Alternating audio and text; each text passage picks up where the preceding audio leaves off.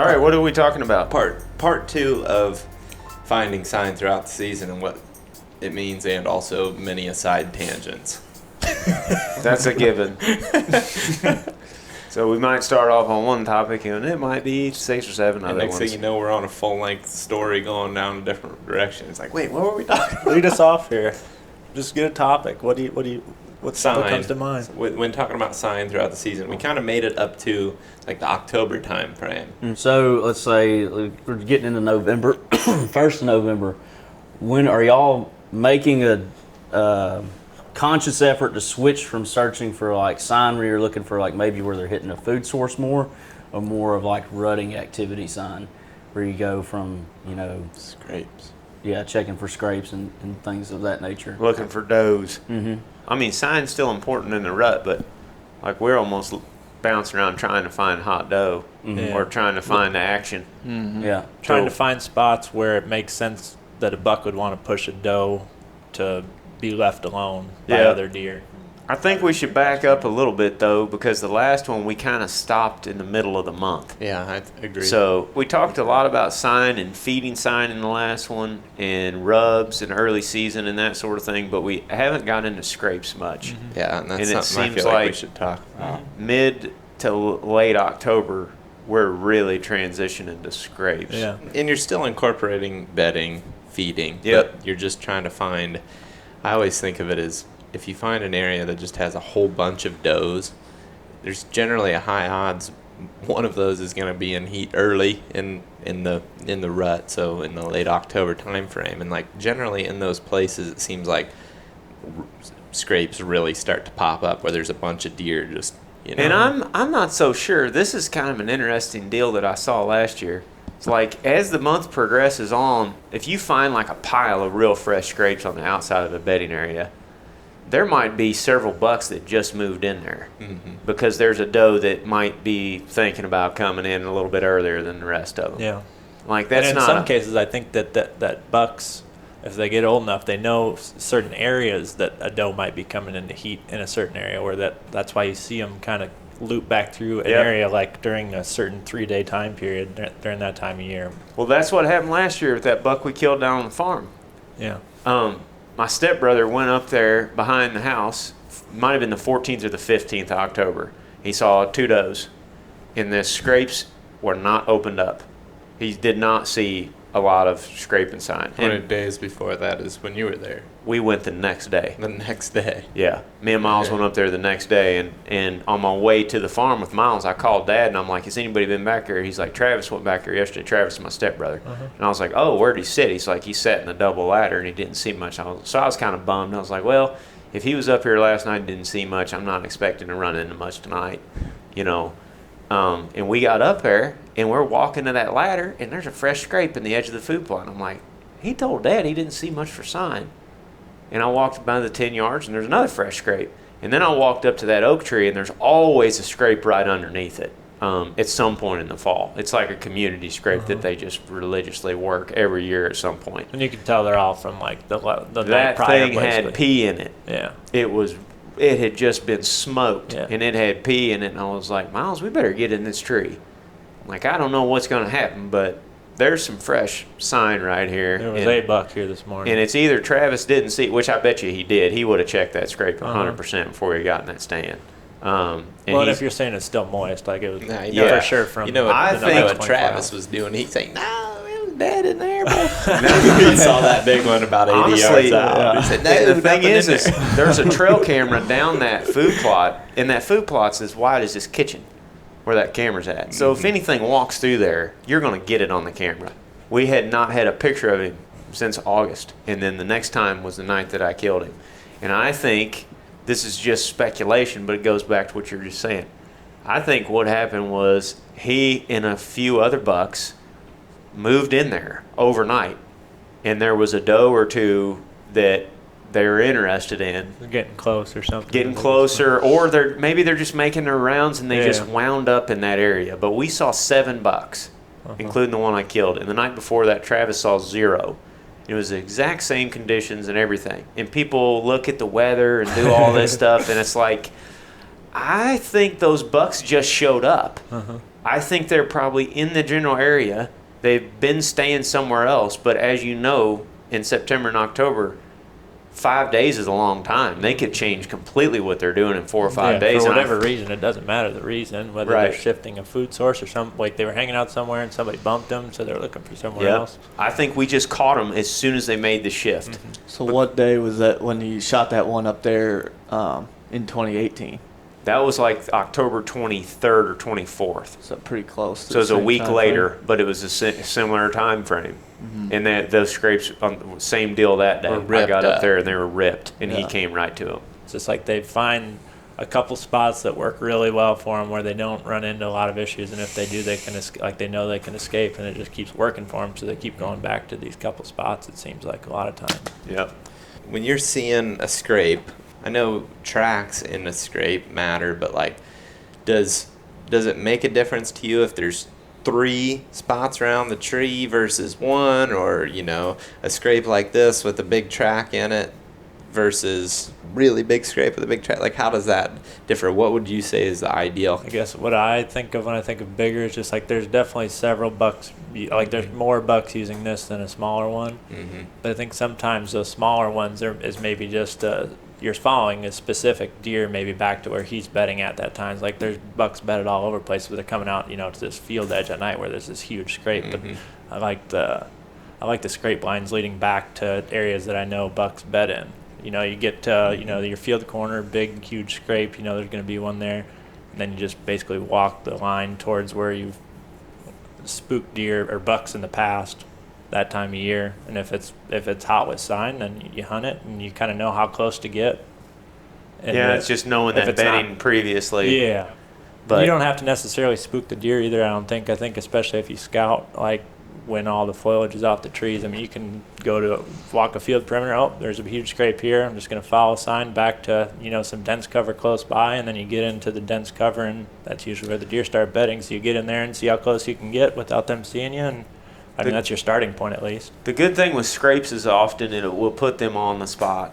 Mm-hmm. Like when they come, when you set up, for bow hunting especially. Mm-hmm. When you set up over one and you have that buck come out of that bedding, there's a real good chance he's going by I'd say if possible, there's very few times where we're not trying. I mean, a scrape is more ideal than a rub for me if I'm going to set up. But, I mean, almost every time we set up, we're probably not even stopping until we at least find a rub to set up within range of. At least I'm not. I mean, unless I'm just seeing like real big fresh tracks or something. During this time of the year. A hammered trail, I would say. And I ain't worried about how big it is, but I'm worried about the amount of aggression that they used in it. So if it's powdered dirt and you can visualize that big buck standing there and just because looking back at all the trail camera videos that we've got over the years, a 2-year-old buck comes up there. He works his head up in the branch. He kind of fun. He kind of like, oh, there's a little bit here, whatever.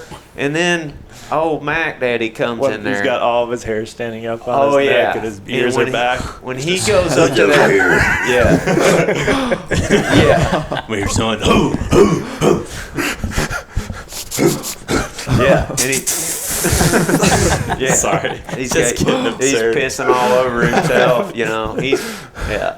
But to your point, he gets his head up in that licking branch and he just smokes it. I'm more concerned about how fresh it is than the scrape in general. Like the scrape could be pretty big, but if it's not, if it hasn't been just a lot of times worked, if you look at a scrape, you can kind of paint a picture of what the deer was doing while he made it. Like, if there's, maybe it's not even a big scrape, but it's from last night and he's just like ripped the grass up a little bit, but it's fresh and you can tell it's all just been ripped up and everything's moist. It's like, oh, he's just power walking his way down this edge. Like every licking branch, he's just fired up. The issue with hunting them is that you have a very narrow window like that when you can find a lot of them. You can find those same scrapes early season. Yeah. We didn't really touch on that much last time. They're there in some cases, but it's not near as prevalent.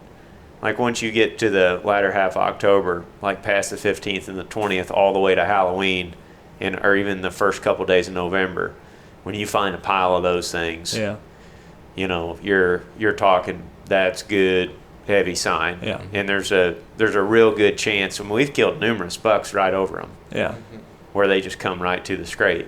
But at the same time, we've also walked miles and miles and miles looking for that sign at the end of the month and not really found exactly what we're looking for. Yeah. A lot of my late October all the way till, gun season shuts off the RUT, in my experience, and the best times I've had, it happens usually like once a year, is you find a spot with just an insane amount of smoking hot sign, and everything else is dried up, like some scrape lines that you maybe saw the middle of October. Yeah. They're kind of leafed over and they're not really, the rubs are dried up.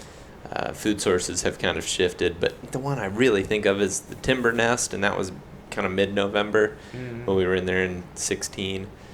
Like, everything on the walk back was just dead. Walked through like a mile and a half of just open timber, and you get back to that very back ridge, and it was rubs and scrapes everywhere, just tore up, super fresh. Everything was super fresh, but it was very local. Yeah. But then, like, on the other hand, in 2018, where I ended up shooting the buck with Logan, but saw the ones with you guys the same day, that was the same deal, where there's just tons of sign. It was all right there in that one pocket, and it's like you can just cover a whole bunch of ground, and that's I feel like what we do quite a bit throughout that whole time frame is just looking for where there's and I don't know that it's necessarily like there's a doe that's in heat right now. But it it's could be a close. situation where there's numerous does in that area, and several of them are within a week or two, and they're just like, and the bucks are going to move in there. they're if that's in the there. case. They're moving in there more and more every day Keeping tabs on it. Yeah, and like that, we ran into that with that decoy buck a few years ago. Like, I don't know that there was a single doe in there that was in heat, but there was so many does that were in that one little bedding area. Mm-hmm. The bucks were just swooping in and out of that thing nonstop. The challenging part of that time of the year is like rubs.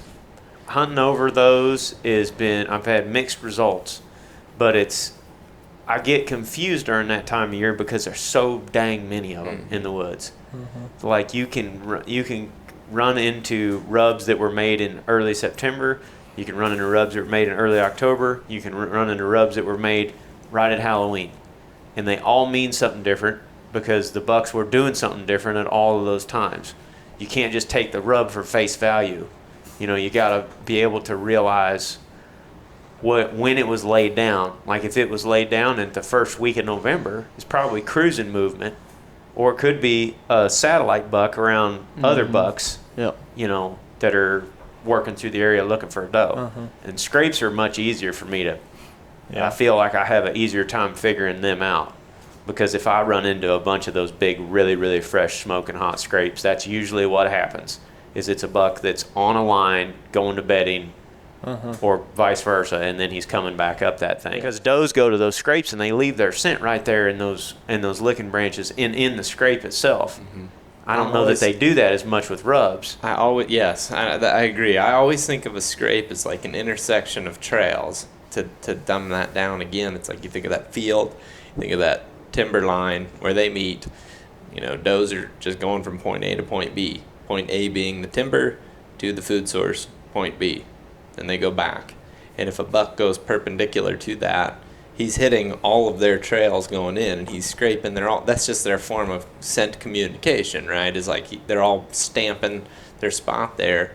And if it's fresh, he's probably habitually doing it, right? He might have done it this morning, like we've used in some of these examples, or maybe, the last few days. I wonder if it's a thing where they're even just like, they're kind of running these circuits, they're looking for the first hot doe, and they're just like, all right, there's one in here that's going to come in, and I don't know how well they can tell within the next 2 or 3 days. I wonder if they just hang out there, and then like when that's done, if they don't win, they get pushed on, and they just start running the new circuit. Individual. It's probably individual because and density, right? Because I think of a place like where we were talking about the canoe one that are, in 2018. There's so many deer in there that it just is like they don't have to go very far to even find another doe that might be close. Yeah. There was tons of deer in there. But then, like, we used the example of like the Northeast earlier, where it's lower density, so they travel. They gotta travel more. further. So their loops probably are a little bit bigger and maybe a little bit longer. And you hear guys say that a lot. But I imagine especially you can with still, trail cameras. Yeah, you can still define those loops if you're on the sign, I'd imagine. But I mean, you see that in the rut. You may see that resident big deer that you've been getting pictures of all year. But then all of a sudden, this stranger buck that you were getting at 4 in the morning, he shows up on the 10th of November with a doe or whatever. Or maybe he's just coming through there. He made his loop. And he's He like, made oh, his things loop. smell a lot better over here than they have been. I'm going to stay. I'm going to bet on this this piece today instead of what I usually do. Yeah. Have you guys had the same experience with rubs during that time of Yeah, I year? don't pay as much attention to the rubs. The only good rub clue I can even really remember from that point on is that buck that we spooked with the boat, and then we just like slowly kind of hunted our way towards where we last saw him. Yep. We watched that one buck, like as we were getting out of the boat, run right their direction. Like he was on their scent trail, it seemed like, and it seemed Yeah. like he came down and like was probably, trying to get that doe away from that buck. They spooked up to the top of Yeah. the ridge, and then we kind of Then we lost got him. back down to the next cove, like pretty similar spot to where he just had her. He just had her pinned up against that water, so he wasn't where you'd typically find a buck bedded, if he wasn't with a hot doe, I don't think. He's just laying right by the No. sand out there pretty much. But you could see a green, fresh rub, and I don't know, remember what the date was on that hunt, but It was November 1st. November 1st, so Yeah. pretty early in the rut. But he had followed them to where they're at, and it seemed like he was fired up. Like maybe they even squared off at one point, but he definitely came up and rubbed that tree like right up above where they're at.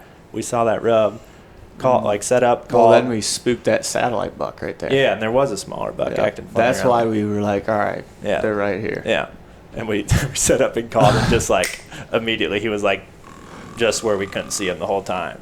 It was And just that's like the one got you up missed. and just walked power straight walked in, at us. bristled up. Like it was such a realistic calling. Like it literally had just happened to him, where another buck was up there, and he's just like, "All right, get away!" And he just like, Yeah. he's like, "I'm gonna Came go right run this in, stuff." totally Literally. convinced. Yeah. Grunted, and he, boom, he was Didn't even walking. do hardly anything. Maybe Yeah. a little ground noise to convince him, probably. Yeah. But like, it didn't take anything. the buck you shot last Yeah. year, though, we didn't grunt. Yeah. We were just Ground moving noise. down that He just edge. thought we were and deer walking. He's like running in there. So you guys on that buck, you saw those fresh rubs as you were getting closer. One, I think we saw one. Yeah, rub. but it was just What, like it was green, smoked. Yeah, it was It just was like smoked. That's the Yeah. thing. You That could that's tell. the key. All depends on like how close it is to the buck and where you expect him to be. Yeah. Yeah. In that case, like we knew that a buck had just ran that direction We with saw that doe, him. so it was Got easy a to slow visual, down and yeah. stop. But like, I guess maybe that would just help you in that sort of situation where you lightly bump a buck with a doe. A lot of times they don't go too far. It doesn't seem like. And No.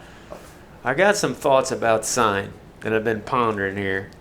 And it seems like you're not using sign to just set up over. You're using sign as like almost like clues or tools to be able to figure out the big picture of what's going on. So what I'm thinking when I'm finding sign, if the story that it's telling me makes sense and I can put those clues together and form a good hypothesis on where the thing is at and what he's going to do in relation to that sign, then my confidence and my, what'd you call it a while ago, my PMA, Your PMA. my positive mental attitude goes way up. Yeah. And those are the hunts when I do really good. Like if I find a scrape in spot A along the edge of the field and I know where the bedding is back there or where the suspecting bedding is, and then I find some more sign in between there in the bedding that's buck sign, doe sign, whatever, feeding sign, but I can piece together that story in my mind. That really gets my confidence up that I know what's going on. And like if I find a scrape along the edge of a bean field or any field, it's real close to the parking lot and it's getting worked, but I can't figure out in my mind like where the heck that thing was coming from and what he was doing, then I leave it. It does seem to me like in November, when somebody shoots a buck, it's just like, I just think of a whole bunch of examples where it's like, man, that spot is just hot right Yeah. now. Like, it's like when the turkeys are gobbling real hard and just being, they're alone and they're just doing anything you want them to. It's like, you don't even have to be good. No. It's just like these things Just are have coming to be in. there. Same thing with like when you find that travel corridor where the bucks are cruising through for whatever the reason in that particular year or time. It's like, yeah, well, just get in there and put your time in. Would you say It's that's like, when you're covering the most ground, though? Yeah. Too, I is that mean, time of year, just yeah. trying to find that? Because I'd say that's the case for me. It's just like pretty aggressively moving around until you find Oh that. yeah, if we're like sitting somewhere and not seeing anything, sitting all day can work great if you're in if you're in Yeah. that spot. you got to be. I mean, in it can even work if you're sitting in a funnel and you're Yeah. catching a buck when he's going between A and B. Well, and if that's a style, But if it's the style that you like too, I think I've just realized that while I'd like to just kind of move around. I'd rather be in the action at this Yeah. point. And in some of these situations, if you get in the pocket of hot does or where the rut is happening, there's going to be multiple bucks in there that you'd shoot, and you just have to be close enough to that to eventually get a killing opportunity. Yeah. I mean, the funnels work good too. It's just a different mindset. It's like you're going to sit there in that spot for 2 weeks, or you're going to sit there all day long every Tuesday for the entire month of November, you know. When we say sit on a funnel, I think of it like this. Imagine hunting one of these big transition lines around here that we hunt all the time, where it's like every once in a while you go down that transition line and there's big scrapes and it's hot, and right now it's hot. It's the same funnel transition line that you would set up on all day every day if that's your style. It's just that we are seeking it to be hot right now instead of sitting there waiting day in and day out for it to come to us. Right. We're just trying to find it. Like it's the same spot. It's just hunting it when it's really hot or when it's just kind of hot. I don't want to be there. I don't want to be there the 95% of the time that he ain't there. Yeah, you I can want to be still- there when he's there. Like you could still kill it. Like it doesn't have to be smoking hot for you to kill one that's a big buck that's coming through that spot. It's still an edge that he's going to check. But like when there's the max number of does that are in heat in that area, that's what we're looking for. Like this year at the Public Land Challenge, everybody was seeing some decent movement here and there, and then John Lewis was just They all of a found sudden, that spot. he just in was the like mecca. Just 5, big 6 bucks shooters in everywhere. one day.